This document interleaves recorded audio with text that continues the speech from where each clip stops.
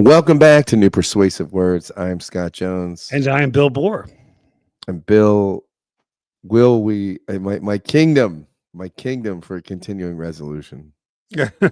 Well, yeah, I haven't followed it. Are we still? Is the government shutting down as of now? I haven't looked at the status in the past. Now with it, you have to be like, I haven't looked at it this hour. Hour, right? Yeah. Yeah. It's the shutdown is hours away. All right. Yeah. The deadline is hours away. So much for caring about people. That's Just move on. At least Caesar is being exposed for what Caesar is, right? I think that maybe some more people will open their eyes. I know some of your close personal friends are excited about these things, but these days we live. Is there a worse job than Speaker of the House, a Republican Speaker of the House right now? I'd rather be a fisherman in Alaska working on one of those. You mean the snow crab guys? Yeah, I mean, this is the worst, right? Well, right. And it's and you and I've talked before. It should be arguably the most important position constitutionally that we have, but those days are long gone. Don't you think we're going to get to the point where it's mandatory you serve, like it's a draft, or a punishment? You're going to have backbenchers from like Idaho hiding in the bathroom, executive bathroom, like locked. Are they done? Are they done? Did they get a speaker yet? Did they get a speaker? Idaho, Mazel Tov, you're the speaker. It's like when they elected Augustine. I guess they made him an associate bishop. I can't remember because he thought he was safe going to Hippo. Remember, because they were all you got often drafted to be a bishop in those days. So he and his entourage were trying to avoid towns where they knew the bishop was open because they didn't want to be made bishop, and so that's why they ended up at Hippo. And the bishop who was there was not doing great with his people, and he saw this articulate native North African, and he got the people to elect him assistant bishop. And he wept, and they thought he wept because he wanted to be bishop. But he wept because he got caught. He couldn't leave then. So well, Hippo's lovely this time of year. Yeah, not so much. Anyway, not so much. I don't know what Hippo's like this time of year. I think it's it would have been nice back in the day. Anyway, before the Visigoths got done with it. The Visigoths. Well, they conquered, they sacked Rome, and they came around the Horn, went through Spain, got to North Africa. And now they're just north of the Potomac. So anyway, why didn't Wheaton change its name when they got rid of the Crusaders for obvious, sort of reasons about fears of Christian triumphalism? They could have been the Visigoths. That's not Christian triumphalism. Or they could have been the conquistadors and hoping no one spoke Spanish, right? Exactly. Or the Wheaton Grand Inquisitors. Yeah, there's names that just don't make it anymore. Yeah. I was walking to the subway today in downtown Philly this morning, and oh gosh, it was like I was around 15th and Chestnut or something, and the Jehovah's Witnesses were set up. 3 ladies, lovely people, and I went up to them. I said, "Hi, how are you this morning?" They said, "Good. You like some literature?" I said, "No, I'm good on literature, but I just want to say I really appreciate your piety and devotion. It's not an easy day to be pushing the Jehovah's Witness literature. It's overcast and cold, and I respect that." And I walked away. Look at you. That was nice of them. Somebody in the Kingdom Hall of Manioc or something, they were like, "All right, who wants to go canvas on Friday the 20th, right during the holiday season, shopping season? Who wants to stand near Macy's?" Laura, okay, Laura, you and Jeanette. Yeah, I remember there were one of my kids lived in Germantown, and I remember there were always two Jehovah's Witnesses there, but they always were very low key Jehovah's Witnesses. They purposely kind of moved out of the flow of traffic. Yeah, that's it. You can't be low key. Gotta be careful. Yeah, that's not. By the way, you took a subway. Today I had to drive to 50 minutes to go to a dentist or specialist, and it dawned on me, my initial impression of Vermont was that, boy, these people live long here. They're very healthy. There's all healthy lifestyles. But I've come to a different conclusion. I think it's natural selection. In other words, because if you get sick, you're done. Because everywhere's either 45, 50 minutes or an hour and a half. You got to be hardy. You got to be So hardy. I think it's just the survival of the fittest up here. So, at any rate, but that's my insight. Yeah, you're instead of a Subway, I took. Let me tell you, every day in the subway, I'm like, why don't they bring the choking guy down here? There's like every day I see 3 or 4 people that I'm not saying if this should be killed, but at least 3 minutes in the chokehold would do wonders in the Philadelphia subway. I listened to your latest Give and Take interview. Well, it's a couple. It's the second to latest with when he would advocate. Rosenbaum. He certainly would advocate thinning out the herd. Yeah, he's not a depends on which herd. Well, right. He's not a sanctity of life guy. So, well, he also wrote a book on the merits of revenge. Right. There we go. That gives you a little bit where he's coming from. I mean, certainly, we're not talking Fred Rogers here. Yeah, it's like there once was a book of the management philosophy of Genghis Khan. I remember that. Yeah. There you go. There we are. There you go. I was watching Michelle Wolf, the comedian, this morning. I guess I get her clips delivered now. And she's like, they tell all these women, you're good enough, you're smart enough. They're like, even if you're not, just do it. It's not like Genghis Khan got up every morning like, my beard's good enough. I'm cute enough. I'm gonna kill some people. I mean, the winners. I remember one time I was playing golf one time, and I had like a 7-foot putt, and I started to squat down to look at it, and I sighed at the side, and I just said to the group I was playing, I said, "See, that's why I'm not a winner. Tiger Woods doesn't sigh when he looks over a putt. Like that's not what winners do. Winners don't sigh." Do you ever remember? Was it Jack Nicklaus and someone else? There's a famous clip where there's like a really, I don't know, like a 25-foot putt or something. It must have been some sort of, I don't know. It wasn't part of the tour, but the guy's looking at it, taking forever, and Jack Nicklaus comes here. Let me show you how you do that. And I saw that. Yeah. It's amazing. I just saw that. Yeah, that was Jack Nicholson, right? Jack Nicklaus. Nicholson, not Nicholson. Yeah. I get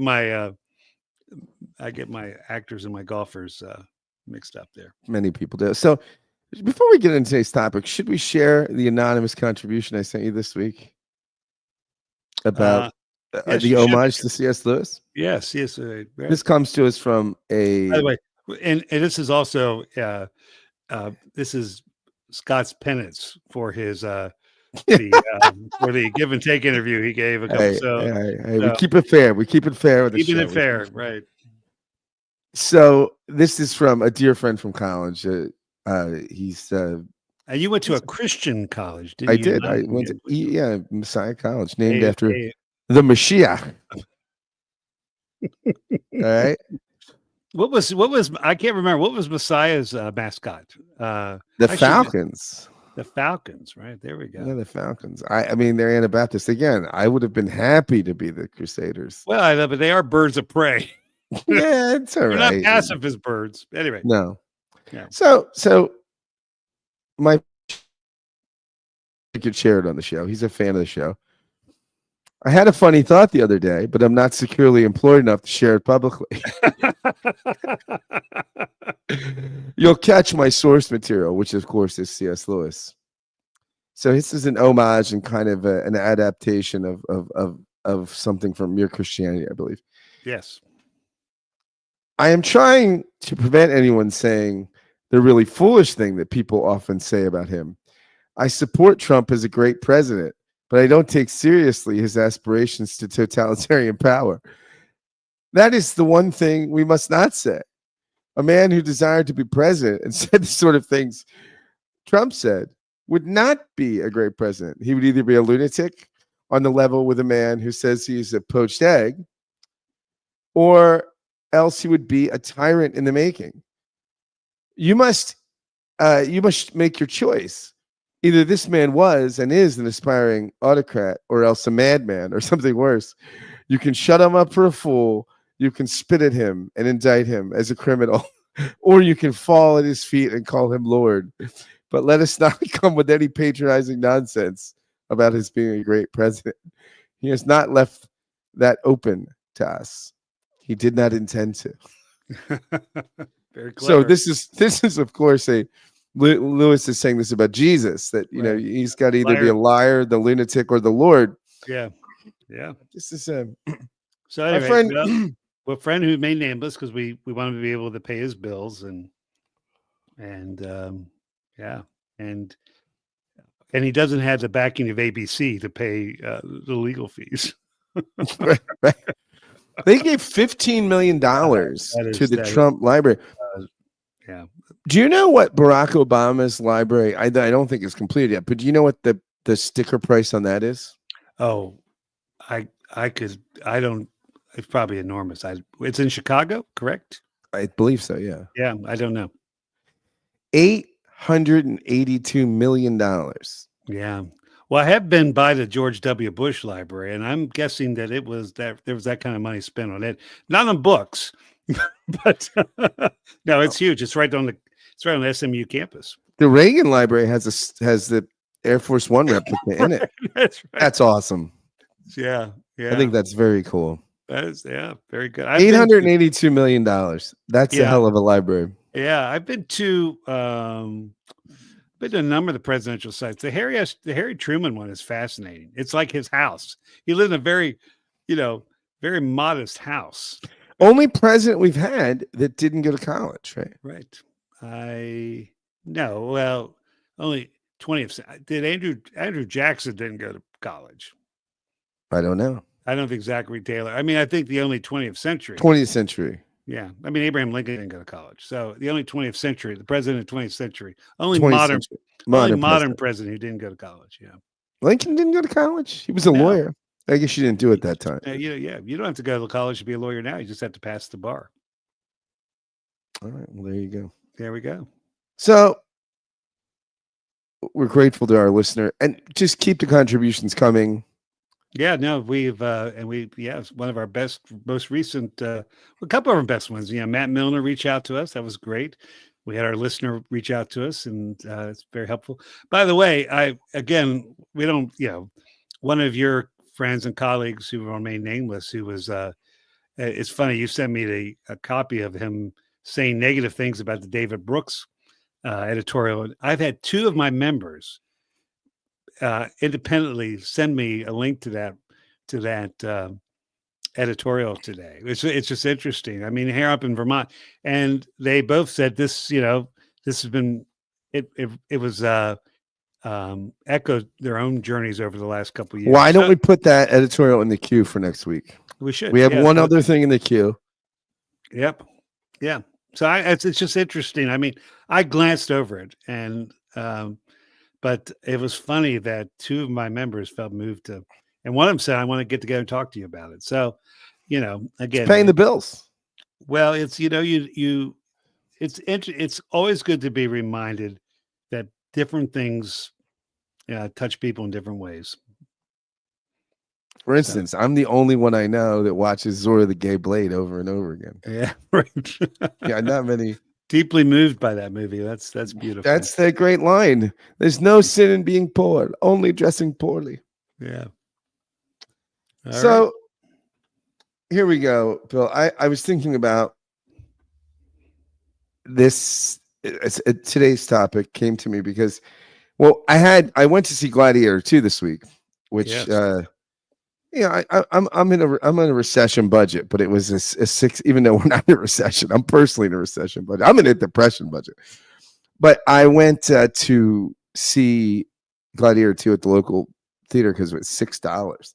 Beautiful and good film. I liked it a lot. And then I talked with a guy I've had on the podcast a couple times, Ed Watts, who is one of the top historians of antiquity Right. in the country right now. I mean, he's at UC San Diego. He's a very, very prominent scholar and a fun guy too. We talked a lot about Marvel and DC movies, which is very interesting. I didn't know he was into that stuff.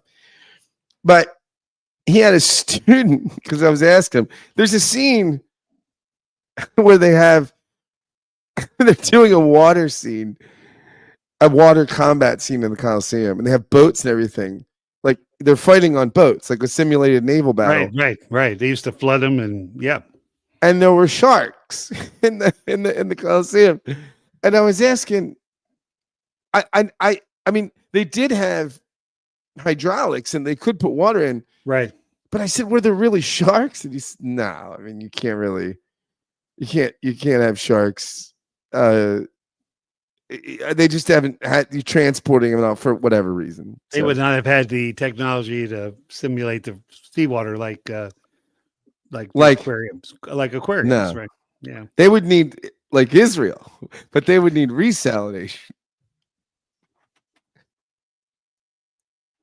All right, so there you go. Again, that's what's episode. Just remind people, what episode is that of Give and Take? That is Thane Rosenbaum. And let me Yeah. tell you what, that episode does not disappoint. Many people have listened to it more than once. Yeah. Thane does not disappoint. It's my partial response for that is in next week's queue as well, or sometime, right? Yeah. We got the queue. I mean, the queue's filling up. It's filling up. We have things, but I love this topic that you came up with. It's so funny to think like how the queue is full up, and like just 2 weeks ago, we had no idea what to talk about. That's right. We didn't. We skipped it. I was like, "What do you want to do?" I don't know. I have nothing to talk about. No, I've been talking too much. So anyway, let's talk about. So I was thinking about just the Roman Empire, and you just look at all these animals. I mean, it's striking how many animals are involved in the game. Some monkeys and lions and elephants, all these things, and they're getting all these animals, from all over the world. I mean, obviously this is empire. Even Alexander the Great. I remember Aristotle, I guess, was alive at the time of Alexander. Was telling him, Aristotle was his tutor. And he would say, "Oh, get me this, get me that." So, they would bring back to Aristotle these samples from all over the world. So now I was thinking about just how horrendous the treatment of animals. I mean, look, the Roman Empire was horrendous for most people. All right, most creatures was not a great thing for. No, it wasn't. It was not good for humans either. Right. Not good for humans. Not good for animals. How many? Like Josephus's numbers, you have to be always cautious of. But what there was of the, what he said, 1 million people died in Israel or during the Jewish war, and what was 100,000 survivors of Jerusalem were killed in the games over the next 3 months or something like that. I haven't read my Josephus for a while, but it's some astronomical number. If you survive the siege, which then you end up dead either in the games or in the salt mines. So that was your fate. Yeah, and this is not a good. This is not.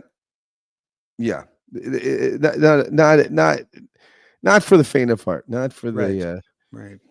Although it's very interesting. Only 10% of all gladiators died because they wanted to keep them alive. You invested. Yeah. Right. You didn't want to. So that's very interesting. But I was just thinking. I was struck by the thought of how there's this ecology of the empire, where all these animals just die for the glory of the empire and the emperor, and for just to pacify the public. Yeah, right. Bread and circuses, and this just disgusting, these disgusting displays of violence, and so I was thinking about it, and I was struck by the contrast between the ecology of the empire and the ecology of Christmas. Because I was thinking back to the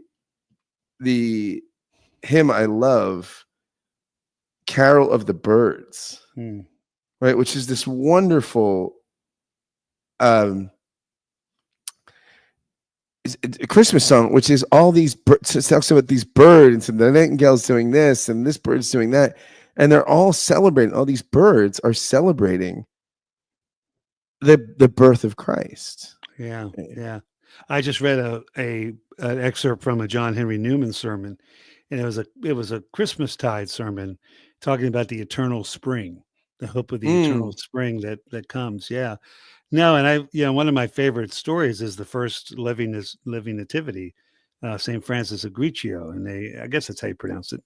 And it was towards the end of his life. I think it was the last Christmas he was alive, and and they gathered together and did a pilgrimage. They had live animals um, and like uh, Francis preached the sermon, and he made the animal sounds. He made when he was preaching, he did. It was. Do you do animal sounds, Bill? I don't do animal sounds. No, I don't do animal sounds. Yeah. Never. Not in the pulpit. No. Yeah, maybe with the babies, my grandchildren, I'll do animal You sounds. do Oh yeah, like a absolutely. Well, reading to the kids, I do the voices. Um, but at any rate, there's and part of the hagiology around it is that the infant Jesus appeared in the manger as Francis was preaching and smiled at him, but it's a beautiful nature scene. And of course, that's part of the whole Franciscan spirituality, right? That kind of taps into probably the earlier, those Irish monks who got all the way to northern Italy. This idea of a Christian nature mysticism based on the incarnation. Yeah. yeah. There's I love these couple lines after the in the first verse. The kind of scene is set for what's going on in the second verse. The nightingale is first to bring his song of cheer and tells us of his gladness. Jesus, our Lord, is born to free us from all sin and banish every sadness. Jesus, our Lord, is born to free us from all sin and banish every sadness. And then you have the sparrow answering, God comes to earth this day, amid the angels flying, thrilling in sweetest tones. The finch his Lord now owns. That's so great. Thrilling in sweetest tones, the finch his Lord now owns. To him be Mm, all thanksgiving. Thrilling in sweetest tones, the finch his Lord now owns. To him be all thanksgiving. That's just so great. And then it goes on to the partridge and all these birds. But there's this sense in which now you're thinking animals freed from sin. Well, not freed from their own sin, but freed from human sin. And you have the right. sense in Romans 8, right? That all 8:23, I guess, that all of creation groans for redemption and waits for the children of God to be liberated. Because the sense that in undoing the story of the garden and healing Mhm. that creation, which was subjected to frustration, Paul says, not on its own. The deer, the elephants, the mountains, the winds, they didn't ask to be somehow thrown into disarray, the created Right. order, but it was because the created order is bound up with God's creation, the crown maybe of the creation, human beings. And so that's this sense, and you get it in Joy to the World, that there'll be healing in creation as far Right. as the curse is found. And even you get in Mark, right, when Jesus goes into the wilderness, the beasts are with him, right? And the Right. beasts, and there's not enmity, right? There's not enmity between he and the wild animals, which is interesting too, because I think the wild beasts are usually also metaphors for the nations in the Hebrew Right. Bible. So there's a double entendre there, I think. But I just was struck by the beauty of these songs, and even in like things like the little drummer boy who picks up with this, the ox and ass keep time, right? You mentioned Yeah. Mm, these beasts of burden, sort of. It's like the Muppets or something, right? They're like a right. Muppets band there, but I just was deeply moved at Mm, and what a contrast between the ecology of empire that's just callous and capricious and enslaves people and slaughters people and even slaughters animals for this sort of pornographic entertainment, with the ecology of Christmas, where the incarnate one is the beginning of the healing of the divide. And I thought, man, this is such a beautiful part of the Christmas story. yeah, and it also, I think, is a statement against our modern materialistic time. Personal jets are more important than pollinators. And I think there's a sense where, Russell, did you see? We've probably talked about this before. The Noah movie with Russell Oh, I Crowe, love that movie. I love that movie. and it's really based on extra biblical, but The bad guys in that movie are so scary. They're like yeah, out of Mad Max. When those well, guys roll up on Noah, I was scared for yeah, Noah. yeah. Well, and there's also this sense of the total degradation of creation, and part of the drama is Noah uh, doesn't want there to be procreation after doesn't want there to be procreation after the ark, because he feels like humans are the ones who destroyed. That's part of the drama, and that's the extra biblical part of the story. But there's something deeply a deep commentary that the Christian tradition, many parts of the Christian tradition, have forgotten. I mean, if you find it easily to senselessly kill animals, and I'm not talking for food or anything, but when the death of nature it doesn't matter to you, then the fact that 100,000 people were killed, or a mass grave of 100,000, somehow that's just a byline, or that's buried in the newspaper or in the news, or over 180 senior citizens were massacred a week and a half ago in Haiti because of superstition. Again, that doesn't even make the front page. The Syria thing made the front page.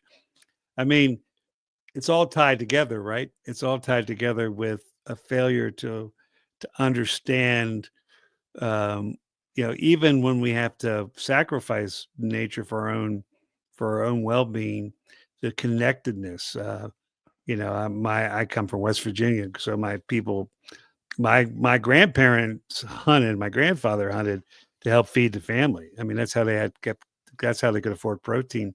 But I remember as he was dying, he would go into the woods and feed the animals. And I remember he asked me, he was going blind and had cancer and his arthritis. I remember driving them out to the woods so he could feed them. He would walk through the fields collecting stuff. And I said, Granddad, why are you doing this? Because I'm dying, but I want them to live. Mm. And there was this, because he had this relationship with nature that was, he understood the cost, what had fed him. There was a cost to it. And it was just an Yeah. interesting. Bart says that over every butcher shop and hunting lodge ought to be Romans 8:23. All of creation groans for redemption and waits for the liberation of the children of God.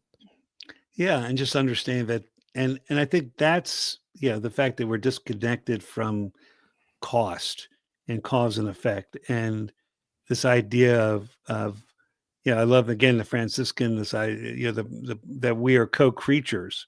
So not only is the mystery of the incarnation, God becoming part of creation, but to remind ourselves that we have more in common with the organic world than we do with God Almighty, in terms of our nature. And I think that's again, I think that's part of the beauty of the story, right? And even if the whole promise that's fulfilled of the lion and the lamb shall lie together, a young one will lead them. I mean, the idea of being born in a cave or the barn, or stable, not barn, but it's a powerful idea. Yeah. It's very interesting now on social media. You have all these videos of these animals that are not natural kindred spirits, but they wind up being raised together in these Right. rescues, and they wind up, this bear and this tiger that are inseparable, or these or the dog and this duck and all this. It's very interesting, these unusual pairings of animals that are able to think, or The engrafting that can happen. yeah, Yeah. the engrafting. I remember I came across this. I'm sure it was in one of Tim Keller's sermons, I think, where he was preaching on Genesis 1 and talking about it as a song, this song of Right. creation. This Yeah. Yeah. It is. and It's hymnic. Hymnic. Yeah. and he said, in that sermon, I think it was that he said, he told the story from George Whitfield, and he said, when you go into nature, you go into the wild, and why is it that all these animals recoil from us? And Whitfield said it's because they know that we have a quarrel with their maker. Ah, it's interesting. Yeah. And then, Keller said that I think the truth of the cross is that on the cross, he had the sense that all these animals sing their part. Human beings are the only thing that don't want to sing our part of the song, right? Want to sing off key or want to write our own lyrics. And he said, that the story of the cross is the story of the creator that is unmade so that we could be remade and join the song. Yeah. And that is in the seeds of that story are in the manger. And the animals seem to know it in these hymns, right? They seem to Yeah. anticipate here the healing is coming, and this fragile baby that would experience a different fragility, Yeah. decades later on the cross. Yeah. It's beautiful. I remember as a high school kid going to some of those Jesus festivals, and I don't remember the name of the group. They weren't very popular, but they did this song called "The Tree," and it did like a liturgical dance with it, which again I'm not a huge fan of, but it was the most beautiful.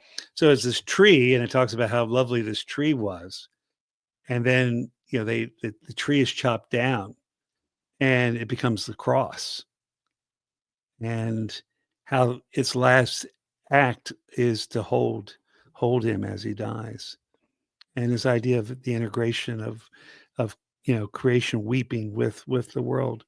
Yeah, I feel like we've lost a lot, and we've lost it without even realizing it.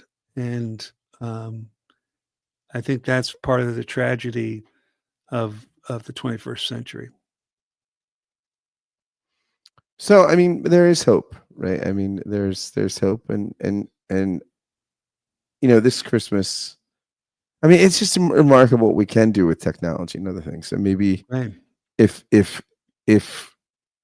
our technological ingenuity and resources could be harnessed in the spirit of the ecology of Christmas rather than the ecology of empire, we'd bring some healing to the planet. And if we once again believe in the coming triumph of God, not not to try to make it the coming triumph of me or my ideology or of humanity. Yeah. Yeah. Well, everybody, we have a couple more episodes before the holiday, but So enjoy your parties, enjoy your preparations. and may these last days of Advent 3 bring you joy.